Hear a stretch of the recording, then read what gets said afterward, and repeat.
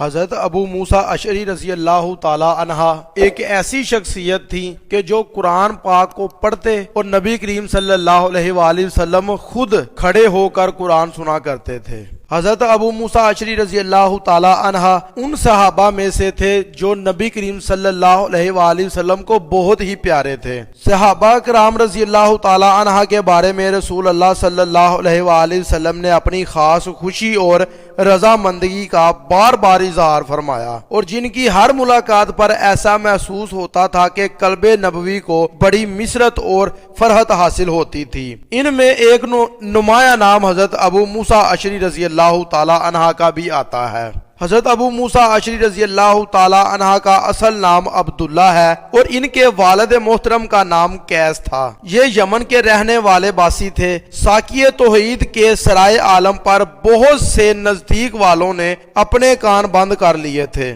لیکن حضرت ابو موسیٰ اشعری رضی اللہ تعالی عنہ کا کام یہ تھا کہ وہ حق مان کر دور دراز ممالک سے دشوار گزار منزلیں طے کر کے آتے تھے اور اپنی پیاس بجھاتے تھے۔ حضرت ابو موسیٰ اشعری رضی اللہ تعالی عنہ یمن سے چل کر مکہ آئے اور بعد اسلام کے ایک ہی جام میں سرشار ہو گئے۔ حضرت عبداللہ موسیٰ اشعری رضی اللہ تعالی عنہ خاندان کے ایک ذی اثر رئیس تھے، اس لیے ان کی دعوت حق نے بہت جلد قبولیت عام حاصل کر لی۔ وہ تقریباً 50 حلقہ بوگوشان اسلام کی ایک جماعت لے کر بحری رستے سے بارگاہ نبوت کی طرف چل کھڑے ہوئے، لیکن طوفان بحر مخالف نے اس کشتی کو بجائے حجاز کے حبش پہنچا دیا۔ حضرت جعفر اور دوسرے ستم زدگان اسلام جو یہاں ہجرت کر کے آئے تھے اب تک موجود تھے۔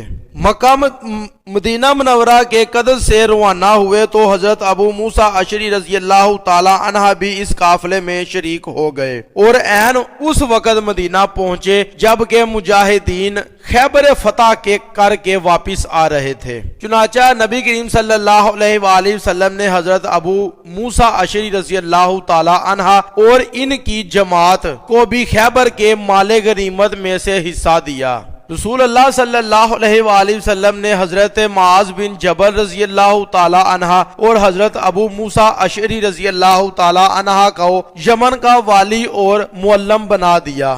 حضرت ابو موسیٰ اشعری رضی اللہ تعالی عنہ کی خاص خصوصیت ان کا خوش الحان ہونا تھا۔ قرآن کریم اس خوش الحانی سے پڑھتے تھے کہ سننے والوں کے قدم رک جاتے تھے۔ رسول اللہ صلی اللہ علیہ وآلہ وسلم نے ان کی قرآن سن کر فرمایا کہ اے ابو موسیٰ کو حضرت داؤد علیہ السلام کی خوش گلوئی کا ایک حصہ ملا ہے۔ ایک بار رسول اللہ صلی اللہ علیہ وآلہ وسلم رات میں حضرت ابو موسیٰ اشعری رضی اللہ تعالی عنہ کی قیام گاہ کے پاس سے گزر رہے تھے۔ ام المومنین حضرت عائشہ صدیقہ رضی اللہ تعالی عنہ وہ بھی نبی کریم صلی اللہ علیہ وآلہ وسلم کے ساتھ تھیں۔ حضرت ابو موسیٰ اشعری رضی اللہ تعالی عنہ اپنے گھر میں قرآن مجید پڑھ رہے تھے تو دونوں حضرات کھڑے ہو کر آپ کی تلاوت سننے لگے، پھر اندر تشریف لے گئے۔ صبح کو حضرت ابو موسیٰ جب رسول اللہ صلی اللہ علیہ وآلہ وسلم کی خدمت مبارکہ میں حاضر ہوئے تو آپ نے فرمایا کہ میں رات میں تمہارے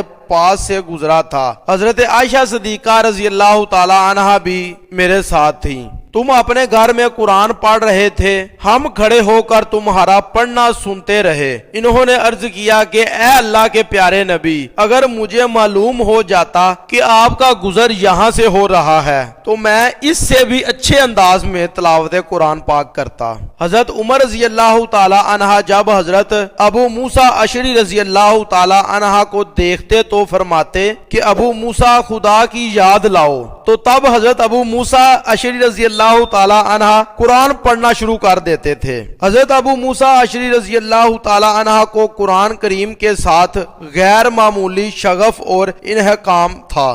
فرصت کا سارا وقت قرآن پاک کی تلاوت اور اس کی تعلیم میں صرف ہوتا۔ یمن کی گورنری کے زمانے میں معاذ بن جبل اکثر ان سے ملنے آتے اور دیر تک علمی صحبت رہتی۔ ایک مرتبہ انہوں نے پوچھا کہ آپ قرآن پاک کس طرح تلاوت کرتے ہیں تو حضرت ابو موسیٰ اشعری رضی اللہ تعالی عنہ بولے کہ رات دن کچھ پڑھتا ہوں، اور ایسے پڑھنے سے مجھے بہت زیادہ لذت آتی ہے۔ جی یہ تھی ہماری آج کی ویڈیو، اچھی لگے لائک اور کمنٹ ضرور کریں اور چینل کو سبسکرائب کرنا مت بھولیں۔